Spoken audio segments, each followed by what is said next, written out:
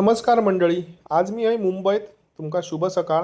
तर आज जाऊचा माका 2 दिवसाची ट्रिप हा मुंबईमधून साताऱ्यात जाऊचा आणि सातारा फिरान आपल्याक पुन्हा रिटर्न येऊचा. तर बघूया वाटेत काय तुमका दाखवूक मिळता बघूक मिळता तर दाखवतलंय. चला तर मग आपण निघाया आपण आपल्या पुढच्या प्रवासात. तर मित्रांनो, भांडूपमधनं सकाळी 6 वाजता आम्ही निघालो आणि आता मी लोणावळा क्रॉस करून इलय फूड कर्निवरला. फूड कर्निवरला थांबलंय, म्हटलं नाश्ता करूया.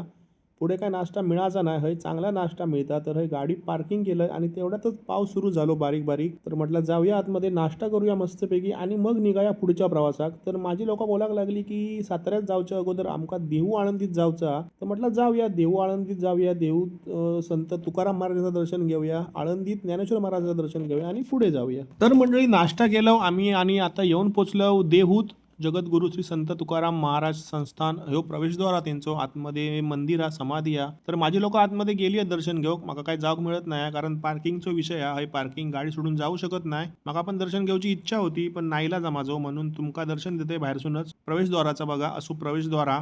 आणि आता माझी मंडळी दर्शन घेऊन इली काय थैसून निघतलो आळंदीत जाऊ. आळंदीत तुमका बऱ्यापैकी करून दाखवते शूटिंग. बघूया आतमध्ये शूटिंग करू दिल्यानंतर आतमध्ये करून दाखवते, नाही तर मग बाहेरसून करून दाखवतंय. तर मग आता माझी माणसं इली काय त्यांना घेतलंय आणि निघतलंय पुढच्या प्रवासात. आणि मंडळी फायनली देहूतून निघालंय आणि येऊन पोचले देवाच्या आळंदीत. श्री क्षेत्र आळंदीत श्री संत ज्ञानेश्वर माऊलींच्या आळंदीत येऊन पोचलंय आणि ह्यो प्रवेशद्वार हा. गाडी आतमध्ये त्यांना नेऊन सोडलंय मी आणि मी इलय हय खाली इंद्रायणीच्या काठावर. मित्रांनो, ह्यो इंद्रायणीचो काठ हा आणि हैसूनच मागच्या महिन्यात तुमका माहिती असतात ऐकला असाल बातमी, तर पाणी गेला होता, भरपूर पूर इलो होतो. तर मी आता ह्या ब्रिजवर उभो आहे ना, हैसून पूर्ण पाणी गेला होता. ह्यो स्तंभ वगैरे पूर्ण पाण्यात होतो अर्ध्यापर्यंत. या ब्रिजवर पूर्ण पाणी होता, पूर्ण रस्तो बंद होतो. तुम्ही बातमी बघितलात असेल तर तुमका कळात. आणि मंडळी हे गाडी पार्किंग केलंय, गाडीत पण पार्किंग मोठा हा, काय प्रॉब्लेम येत नाही. आणि गाडी पार्किंग करूनच खाली इंद्रायणी हा. तर इंद्रायणीच्या काठान चलत चलत पुढे जायचा मंदिरापर्यंत, समाधी मंदिरापर्यंत.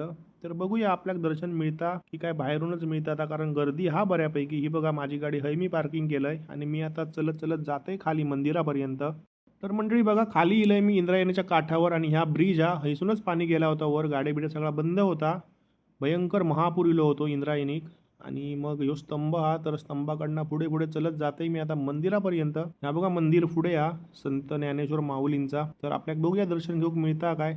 दर्शन घेऊक मिळालं तर तुमका नक्की दाखवलेलं शूटिंग करून. तर मंडळी आतमध्ये गेलंय मी, दर्शन घेऊक काय मिळालं नाही माका. बाहेरून मुखदर्शन घेतलंय आणि गेटवरच मोबाईल वगैरे बंद करू सांगितल्याने होतो. शूटिंग वगैरे फोटो वगैरे काय काढायचे नाही म्हणून तुमका मंडळी दाखवूक मिळाला नाही. पण पुन्हा कधी खेप झाली, ट्रिप झाली आणि मिळाला तर नक्की दाखवीन. बघा तुमका कळस दाखवते मंदिराचो, त्याचा दर्शन घेवा. आणि अशा प्रकारे देहू केलंय, आळंदी केलंय आणि आता जाते पुढच्या प्रवासाकडे. बघूया पुढे काय काय बघू मिळतं. आता साताऱ्यापर्यंत जाऊचा आणि पावसाचे दिवस आहेत, पाऊस पण खूप भरान इलो हा. बघूया आता पुढे लागता की कितपत काय होतं आता. तर मंडळी आळंदीतून निघालंय आणि डायरेक्ट पुणे मार्गे येऊन पोचलंय साताऱ्यात. म्हणजे साताऱ्यात सिटीत नाही आहे, साताऱ्यापासून ह्या काहीतरी गाव बराच 20-25 किलोमीटर आतमध्ये हा, बोरी म्हणून एकदम खेडेगाव हा. चारी बाजूक डोंगर आहेत बघा आणि धरण वगैरे हा, धरणाचो कॅनल वगैरे गेलेलो आहे. एकदम मस्तपैकी एकदम हिरव्या गार गाव हा. झाडा आहेत, सगळी शेती हा त्यांची आणि घरा पण थोडीफार आहेत. गुरा वगैरे गाई म्हशी सगळे बांधलेले आहेत बाहेर, त्यामुळे एकदम मस्त गाव वाटतं. एकदम स्वप्नातलो हिरवोगार गाव वाटतं. त्यामुळे मी पूर्ण फिरलोय आणि म्हटलं आपल्या मंडळींका पण दाखवूया. तर बघा अशा प्रकारे हा यो निसर्गरम्य साताऱ्यातलो बोरी गाव. माझी व्हिडिओ कोण बोरी गावातले बघत असाल ना तर नक्की कमेंट करून सांगा तुम्ही ह्याच्या आजूबाजूच्या गावातले हास की बोरी गावातले हास ते. तर अशा प्रकारे बरेच वेळ मी फिरलोय 1-2 तास. आम्ही जेवण केलं आता 5 वाजता. आता माका वाजले 5 संध्याकाळचे. तर आम्ही दुपारी काही जेवलं नाही होतं, तर हय जेवलो आता मस्तपैकी 5 वाजता. आणि आता हैसून निघतलो जाऊ आम्ही पुढे पुन्हा साताऱ्यात. चला तर मग माझ्यासोबत राहा. तुमका व्हिडिओ आवडलो असेल तर नक्की लाईक करा, शेअर करा, कमेंट करा. जाऊया आपण पुढच्या प्रवासात. नमस्कार मित्रांनो, काल रात्री साताऱ्यात पोचलो आम्ही. साताऱ्यात रात्री थांबलो आम्ही पाहुण्यांकडे आणि आज सकाळी निघालो साताऱ्यातनं आम्ही जाऊ कास पठारावर. आता मी येऊन पोचलोय कास पठार रोडवर आहे आणि हय पण एकदम हिरवीगार झाडा आहोत. हय धुक्या तर इतके आणा बघू खूप छान वाटतं. आणि मी एकदम उंचावर आहे, एकदम उंचावर डोंगरावर कास पठारावर आणि खाली पूर्ण धुक्या. 2 बाजूक धरणा पण आहेत, पण ती काय माका धुक्यात आता कळत नाहीत आणि तुमका दाखवू पण मिळत नाहीत. तर मित्रांनो येऊन पोचलोय मी कास पठारावर आहे. कास पठार अजून 2-3 किलोमीटर पुढे आहे. तर हे जरा नाश्ताक थांबलो, भजी घेतो गरमागरम आणि जातो पुढे. तर धुक्या इतक्या ना आहे कास पठारावर की समोरचा कायच दिसत नाही. काही खाली तलाव आहात, आपण तुम्हाला दाखवण्याचा प्रयत्न करतोय. पण काय बघू मिळत नाही कॅमेऱ्यात. आणि मी येऊन थांबलो आहे हॉटेलला. आता हे गाडी लावलं आहे आपली आणि आता निघते कास पठारावर. बघूया फुला कितपत ती काय तुमका दाखवू भेटत आता. चला तर मग मंडळी ते हॉटेलमध्ये भजी घेतलं आणि ते दादांका विचारलंय कास पठारावर काय आता बघण्यासारखे हा काय. तर दादाने मला सांगितलं नाही की आता जो सीझन नाही हा अजून 1-1.5 महिन्यात हे फुला उगावतली आहेत तेव्हा एकदम छान असता. या बघा ह्या प्रवेशद्वार हा कास पठाराचा इथून आतमध्ये गेलास ना की पूर्ण तो माळ हा पठारा त्याच्यावर विविध रंगाची फुला उगावतात. तर ती आपण बघायची आणि पाठी यायचा. पण आत्ता आमका बघूक भेटत असं काय वाटत नाही. ते बोलले थोडीफार बघूक मिळतील पण तुम्ही आता एवढे इलासच आहात तर जाऊन येवा. तर मी जाते आता पुढे बघूया.